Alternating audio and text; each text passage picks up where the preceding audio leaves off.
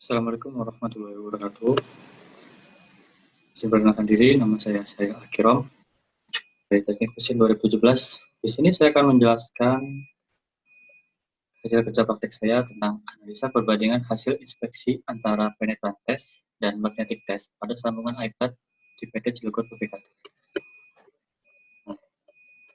Pada presentasi kali ini saya akan menjelaskan pertama yaitu pendahuluan, lalu ada teori dasar, yang ketiga metode penelitian, yang keempat pembahasan, dan yang terakhir ada kesimpulan. Kita masuk pendahuluan. Pertama yaitu kesiapan skill seorang mahasiswa sebelum memasuki dunia kerja. Ini penting ketika seorang mahasiswa lulus menjadi sarjana teknik, ketika dia tidak memiliki kemampuan apa-apa, maka perusahaan akan sulit untuk menerima dia di tempat kerja. Maka dari itu penting sekali sebagai seorang mahasiswa memiliki kemampuan skill seperti mengikuti sertifikasi.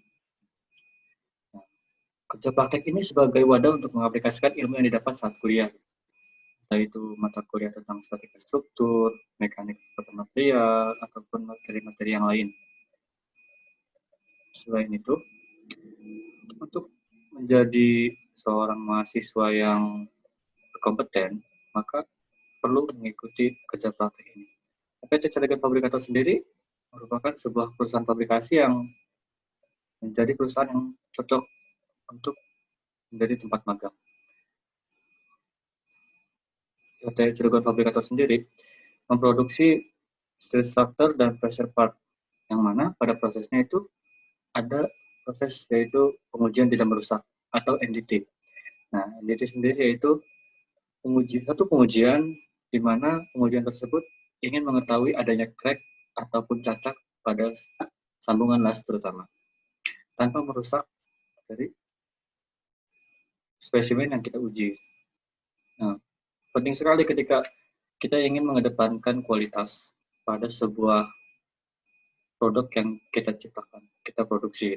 Nah, NDT ini sebagai salah satu hal yang penting dalam proses publikasi. Tujuan praktek yang pertama itu mengetahui bagaimana alur proses publikasi di PT Cilegon Publikator. Yang kedua, untuk mengetahui jenis inspeksi tidak merusak apa saja yang terdapat pada PT Cilegon Publikator. Yang ketiga, untuk mengetahui perbedaan hasil inspeksi tidak merusak antara metode penetran test dan magnetic test. Yang keempat, untuk menambah wawasan dalam dunia kerja, sehingga ketika terjun ke dunia kerja, sebenarnya diharapkan mampu beradaptasi dengan cepat. Nah, batasan masalah pada penelitian kali ini yaitu kegiatan kerja praktek dilakukan selama 23 hari kerja atau 30 hari kalender. Yang kedua, pengambilan data berdasarkan tinjauan langsung, beberapa informasi pembimbing, serta literatur lain yang didapatkan melalui buku dan internet. Yang ketiga, pengujian yang dilakukan yaitu jenis pengujian yang tidak merusak material atau NDT. Yang keempat, metode penguji tidak merusak yang dilakukan yaitu metode penetran test dan magnetic test. Yang kelima, spesimen yang diuji yaitu sambungan las pada bagian iPad. Saya akan menjelaskan tentang sejarah PT Cilegon Publikator.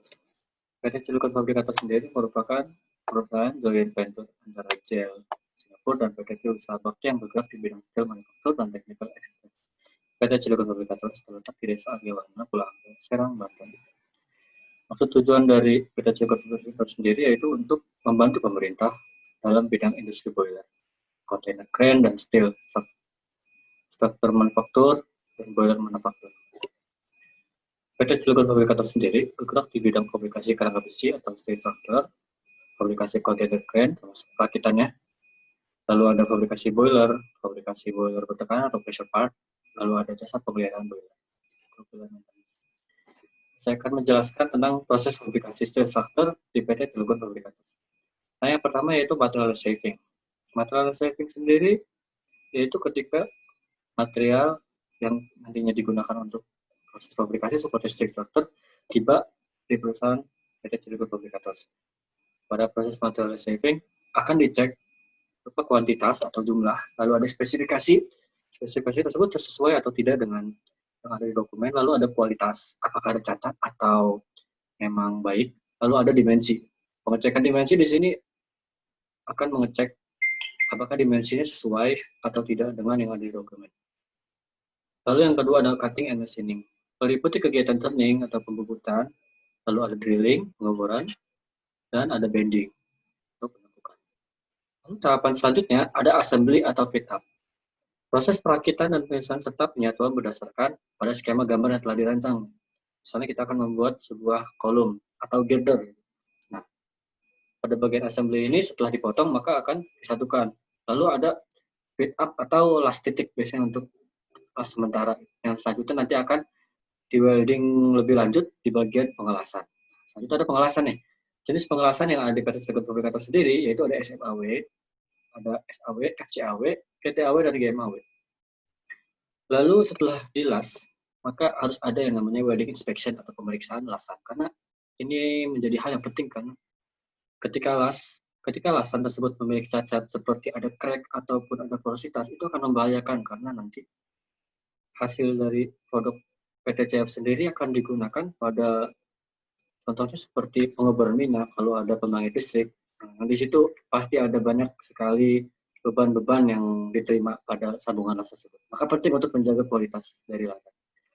Meliputi visual inspection, yaitu memeriksa dengan kasat mata saja, lalu ada positive material identification atau PMI menggunakan alat SRF atau X-ray fluorescence, lalu ada penetrant test, lalu ada magnetic test, lalu ada ultrasonic test. Tidak semua lasan diuji dengan kelima-limanya. Harus sesuai dengan panduan. Misalnya dari AWS Dewan Payment hanya ingin memeriksa menggunakan penetrant test dan magnetic test. Lalu ada final dimension. Nah, setelah dilas, itu kita harus mengukur gitu dimensinya. Meliputi straightness atau kelulusan, lalu ada lokasi gaset, apakah sesuai dengan gambar, lalu jarak antar lubang, lalu dimensional, seperti panjang dan yang lainnya, lalu ada completeness atau kelengkapan dari part yang kita buat berdasarkan gambar, skema gambar. Lalu ada orientation, apakah memang benar letaknya di situ, lalu ada material size, lalu ada visual, itu deformasi atau bending, karena setelah pengelasan terkadang memang ada deformasi akibat pemanasan, lalu ada bending juga. Lalu setelah final dimension, maka lanjut ke sandblasting and painting. Sandblasting sendiri yaitu proses penghilangan karat dan kotoran pada permukaan benda yang kita ingin buat, yaitu produk misalnya H-beam atau kolom. Biasanya setelah proses yang banyak ini akan terjadi karat. Nah, sandblasting ini akan menghilangkan karat dan kotoran. Setelah di sandblasting, lalu ada painting atau pengecatan. Pengecatan sendiri fungsinya untuk melindungi agar si material yang kita buat ini tidak terjadi kontak langsung yang mengakibatkan adanya karat. Nah, tingkatan pengecatan sendiri ada primer coat atau cat dasar, intermediate coat atau tengah, dan finish coat atau cat finishing yang fungsinya untuk estetika. Jenis cat pada ini sendiri apa namanya? Pengecatan atau painting itu ada shading atau meleleh biasanya karena kebanyakan, lalu ada orange peel atau kulit jeruk seperti ada pori-pori tapi sampai tidak bolong, lalu ada pinholes yang terjadi akibat adanya udara yang terperangkap sehingga seperti bintik-bintik bolong. Setelah di painting, lalu ada packing and delivery. Dikirim ke klien atau pelanggan, ada yang melalui darat menggunakan truk trailer, lalu ada kapal tongkang atau kargo. Nah, untuk pengiriman sendiri itu sesuai dengan perjanjian di awal, apakah klien yang akan menjemput atau PT CF sendiri yang akan mengantar.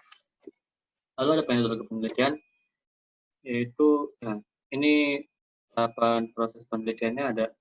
Lalu pertama mulai siapkan data yang akan diambil, lalu tinjauan lapangan, lalu analisa data, apakah memang sudah baik atau tidak. Jika tidak, baik lagi ke tinjau lapangan. Kalau memang sudah baik, kesimpulan dan saran, dan selesai. Metode yang saya ambil yaitu observasi data yang dibutuhkan secara langsung melalui peralatan yang ada, setelah mewawancara langsung dengan pembimbing lapangan, serta dengan inspektur NDT yang biasa melakukan pengujian pada produk sejenis. Literatur itu seperti membaca-baca materi yang diberikan oleh pembimbing, yang dari perusahaannya, ada yang dari internet, ada yang dari buku-buku. Lalu ada pembahasan. Nah, di sini materi yang diuji yaitu template dengan H-beam. Nah, dengan drawing code ini sudah tercantum di sini. Material yang digunakan yaitu SM400A. Lalu ini dimensinya.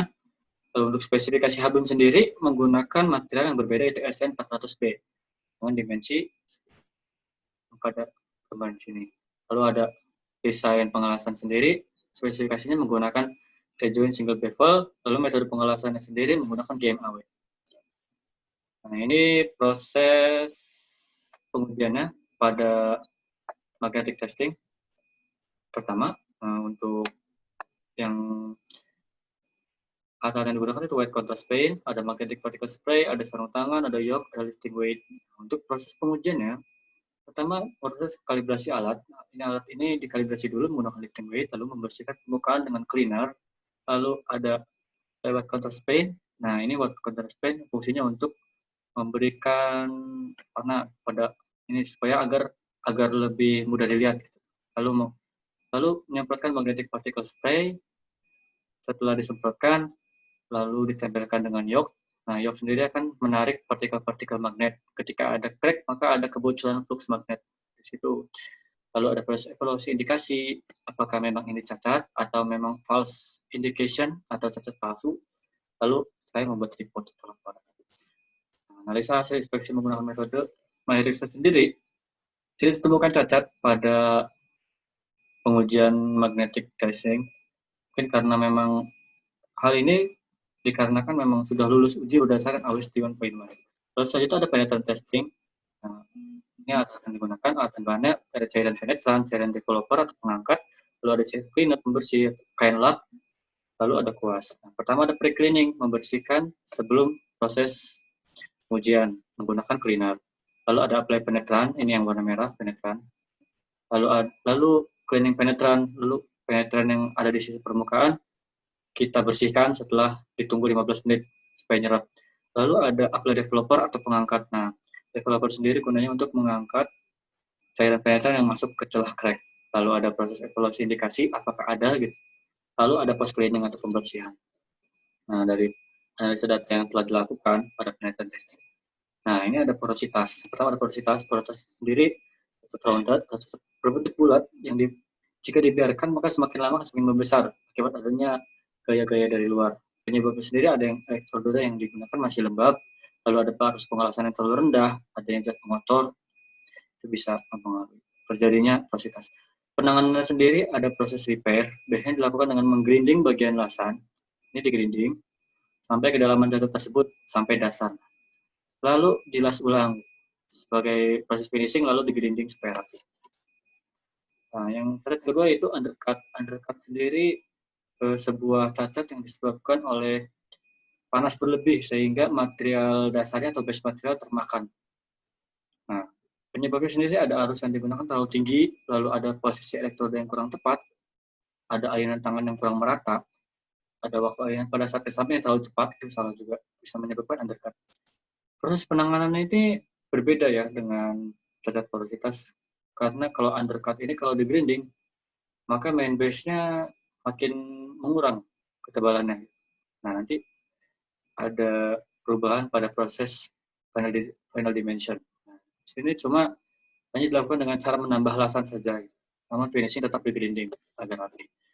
Kesimpulannya yang pertama, tahapan proses produksi dari proses material reshaping, cutting and machining, lalu ke fit up and assembly, welding, lalu ada welding inspection, lalu ada final dimension, selanjutnya sandblasting and painting, dan yang terakhir yaitu packing and delivery. Kesimpulan kedua, untuk jenis proses inspeksi tidak merusak yang diperlukan sebagai fabrikator yaitu ada visual inspection, ada PMI atau positive material identification untuk menguji material-material positif yang ada pada lasan. Yang ketiga, penetrant test, ada magnetic test, ada ultrasonic test, ada borescope inspection dan radiography test. Yang ketiga, tidak ditemukan adanya cacat saat proses penginspeksian menggunakan metode magnetic test. Namun pada saat pengujian menggunakan penetrant test ditemukan adanya porositas dan juga undercut. Setelah yang nomor keempat itu setelah melakukan kerja praktek, Julius merasakan banyak manfaat serta wawasan baru berkaitan dengan dunia kerja. Yaitu dia presentasi tentang hasil kerja praktek yang bisa saya sampaikan, kurang lebihnya mohon maaf. Assalamualaikum warahmatullahi wabarakatuh.